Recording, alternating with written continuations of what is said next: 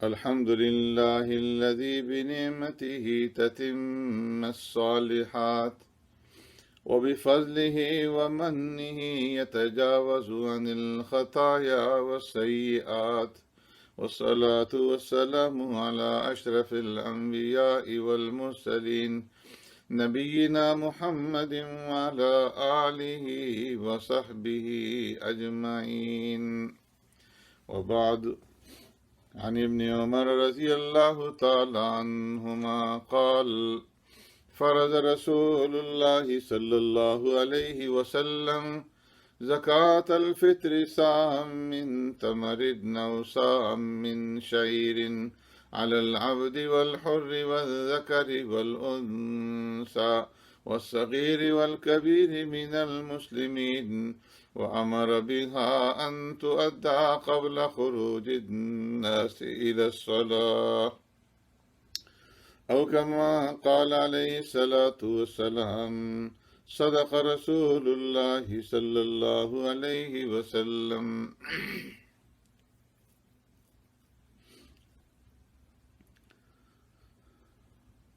میرے معزز سامعین و ناظرین، پیارے پیغمبر صلی اللہ علیہ وسلم نے اس وقت تک مسلمانوں کو عیدگاہ جانے کی اجازت نہیں دی جب تک کہ وہ اپنے حلال اور طیب مال سے اپنے شہر اور اپنے علاقے اور اپنے محلے کے غریبوں کی عیدی کا انتظام نہ کر دیں۔ عید کے موقع پر پیارے پیغمبر صلی اللہ علیہ وسلم کی طرف سے اعلان کروایا جاتا ہے: الا ان صدقۃ الفطر واجبۃ علی کل مسلم ذکر او انثی حر او عبد صغیر او کبیر۔ آگاہ ہو جاؤ کہ صدقہ فطر ہر مسلمان، مرد، عورت، آزاد، غلام، چھوٹے بڑے پر واجب ہے۔ حضرت ابن عمر رضی اللہ تعالیٰ عنہ فرماتے ہیں کہ فرض رسول اللہ صلی اللہ علیہ وسلم زکاة الفطر صاعا من تمر او صاعا من شعیر، کہ پیارے پیغمبر صلی اللہ علیہ وسلم نے مسلمانوں میں سے ہر آزاد اور غلام پر اور ہر مرد اور عورت پر اور ہر چھوٹے اور بڑے پر صدقہ لازم کیا ہے، ایک سا کھجور کا یا ایک سا جو کا۔ وَأَمَرَ بِهَا أَن تُؤَدَّى قَبْلَ خُرُوجِ النَّاسِ إِلَى الصَّلَاةِ، اور پیارے پیغمبر صلی اللہ علیہ وسلم نے اس بات کا حکم دیا ہے کہ یہ صدقہ فطر نماز عید کے لیے جانے سے پہلے پہلے ادا کر دیا جائے۔ کیوں؟ اس لیے کہ صدقہ فطر میں غریبوں کی عیدی کا سامان ہے، غریبوں کو عید کی خوشیوں میں شامل کرنا ہے اور غریبوں کے دکھ درد میں شریک ہونا ہے۔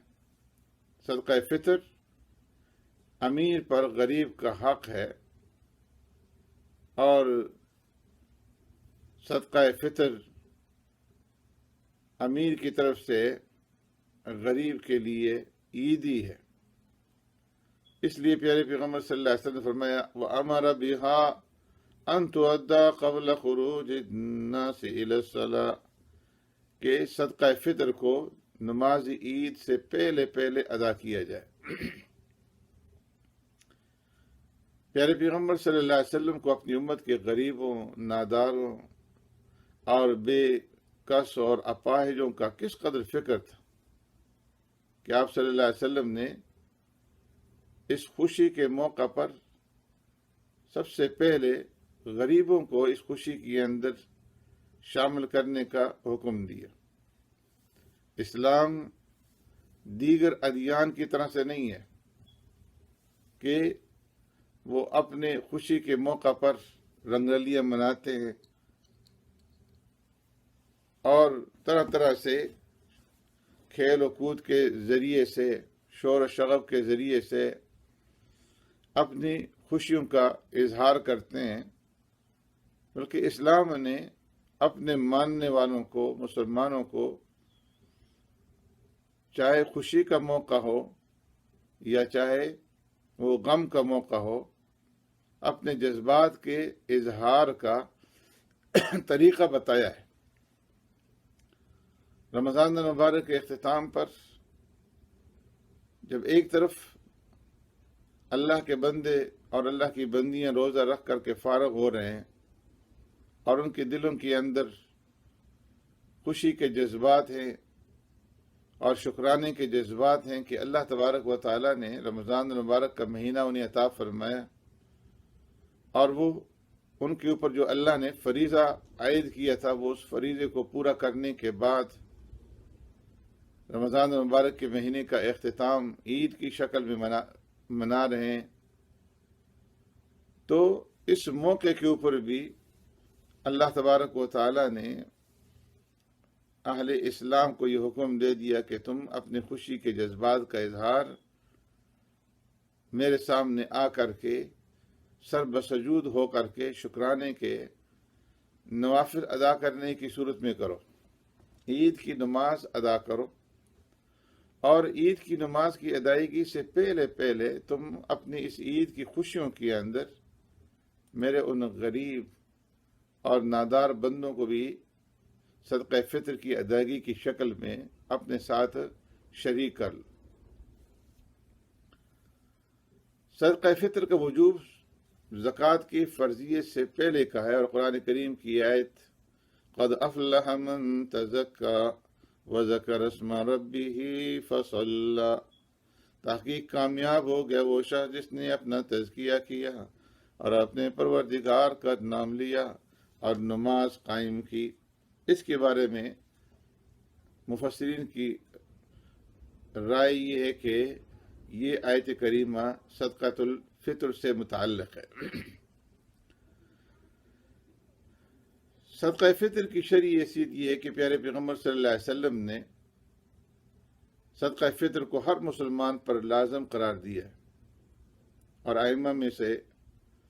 امام اعظم ابو حنیفہ رحمۃ اللہ تعالی علیہ کے مطابق صدقہ فطر واجب ہے۔ امام احمد بن حنبل رحمۃ اللہ تعالی علیہ اور امام شافعی رحمۃ اللہ تعالی علیہ کے نزدیک صدقہ فطر زکوٰۃ کی طرح فرض ہے،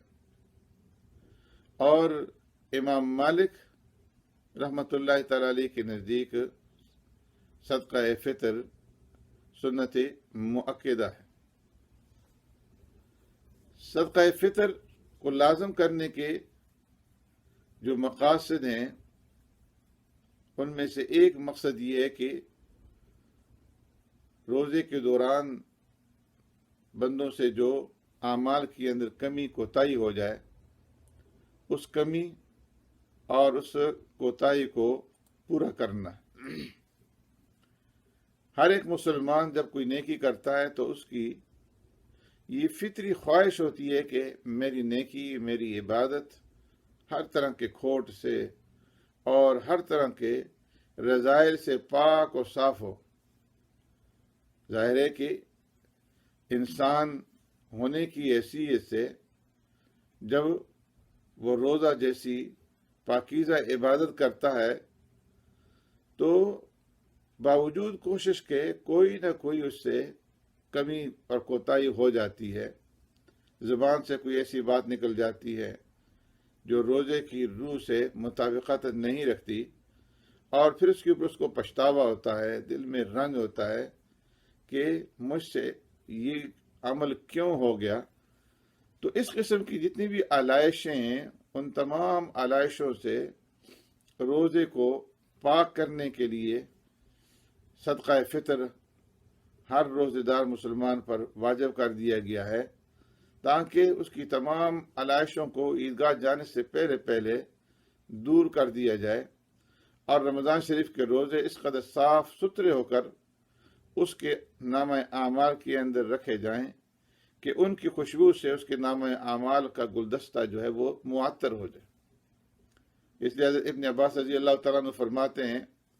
فرض رسول اللہ صلی اللہ علیہ وسلم زکاة الفطر طہرا للصیام من اللغو والرفث وطعمة للمساکین کہ پیارے پیغمبر صلی اللہ علیہ وسلم نے صدقہ فطر کو اس لیے فرض فرمایا تاکہ روزوں کو فضول اور لایانی اور فحش باتوں کے اثرات سے پاک اور صاف کیا جائے اور مسکینوں محتاجوں کے کھانے کا بندوبست اس کے ذریعے سے ہو۔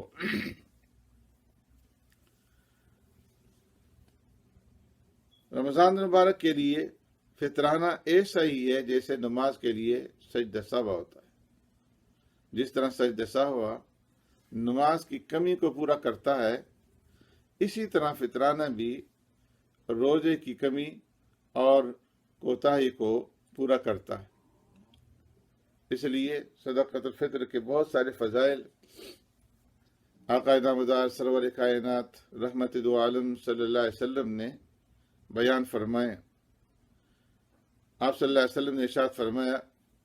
زکوٰۃ الفطر طہرۃ للصیام من اللغو والرفث وطعمۃ للمساکین کہ صدقہ فطر روزہ داروں کو بیکار اور بیہودہ باتوں سے پاکیزگی اور مساکین کو کھلانے اور ان کی مدد وغیرہ کے لیے مقرر فرمایا گیا ہے۔ فرمایا من اداها قبل الصلاة فهي زکوٰۃ مقبولۃ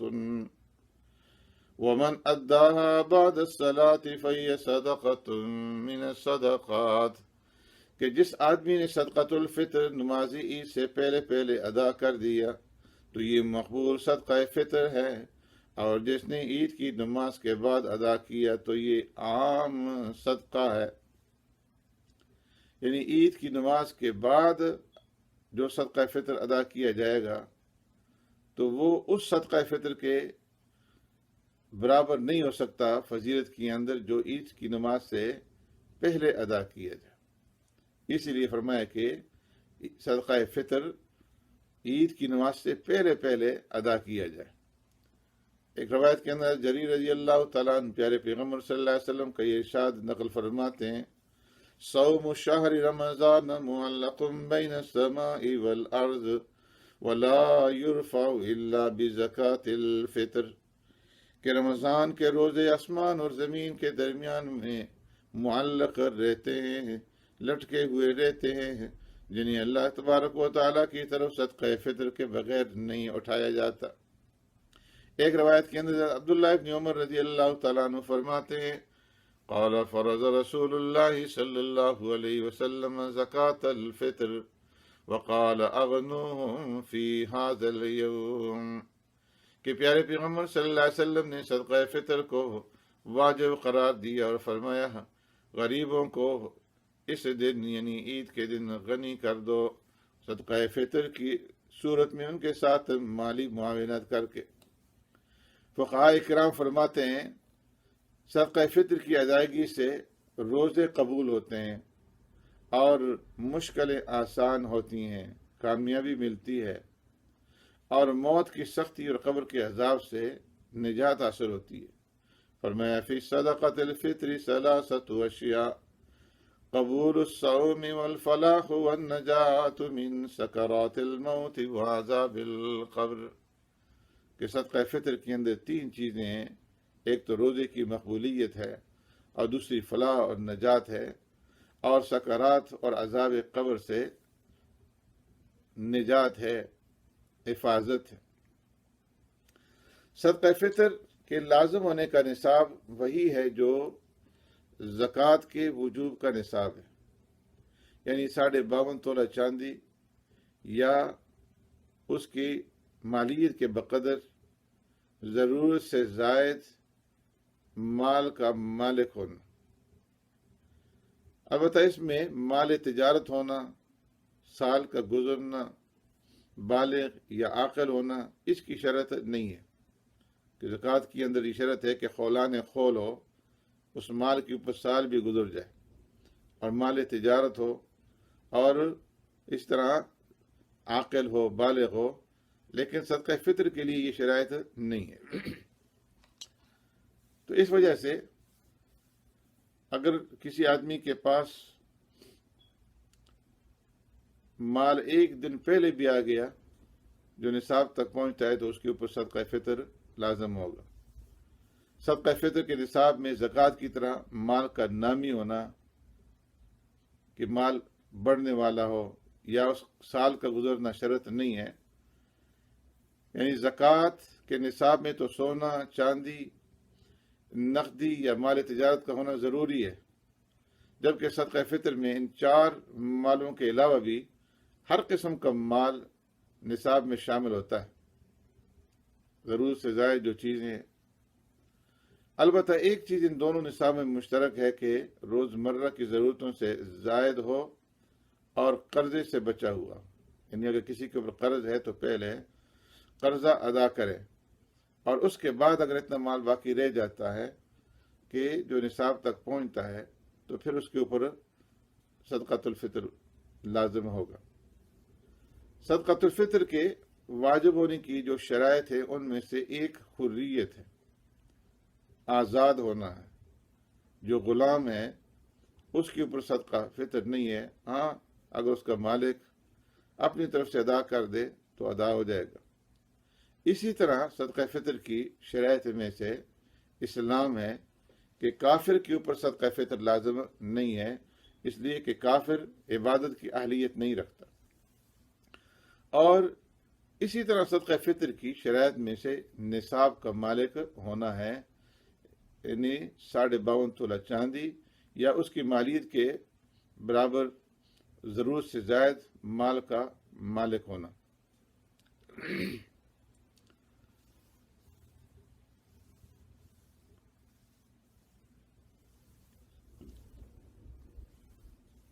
اس لیے جو صاحب وسعت حضرات ہیں، مسلمان ہیں، وہ صدقہ فطر کی ادائیگی کا اہتمام کریں۔ اور جس طرح پہلے عرض کر دیا حدیث کی روشنی میں کہ صدقہ فطر نماز عید سے پہلے پہلے ادا کیا جائے، کہ جو اصل صدقہ ہے اور جس کے اوپر اجر اور ثواب ہے۔ اسی بنیاد پر عبداللہ ابن عمر رضی اللہ تعالیٰ عنہ عید سے 2-3 دن پہلے صدقۃ الفطر ادا کر دیا کرتے تھے، اور مناسب بھی یہ کہ عید سے پہلے صدقہ فطر ادا کر دیا جائے تاکہ جو مستحق حضرات ہیں وہ اپنی عید کی تیاری جو ہے وہ کر سکیں۔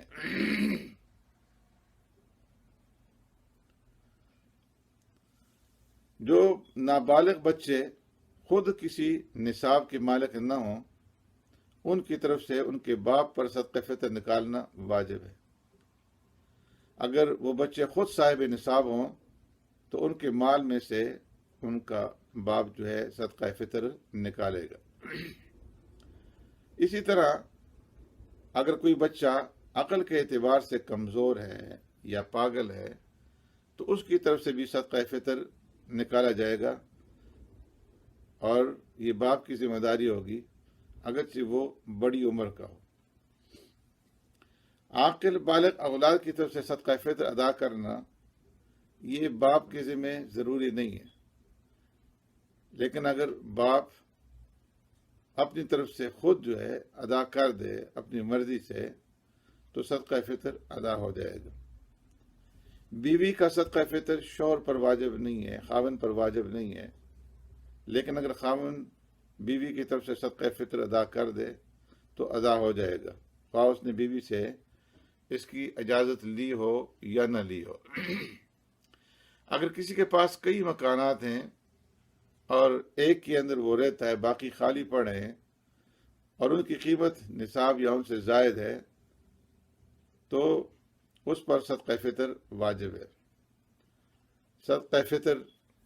رمضان المبارک کے مہینے کے اندر بھی نکالنا درست ہے۔ صدقہ فطر کی مقدار اس طرح میں نے پہلے عرض کر دیا ابن عمر رضی اللہ تعالیٰ عنہ کی حدیث کی روشنی میں کہ 1 سا جو یا نصف سا گندم ہے یا پھر اس کی قیمت ہے۔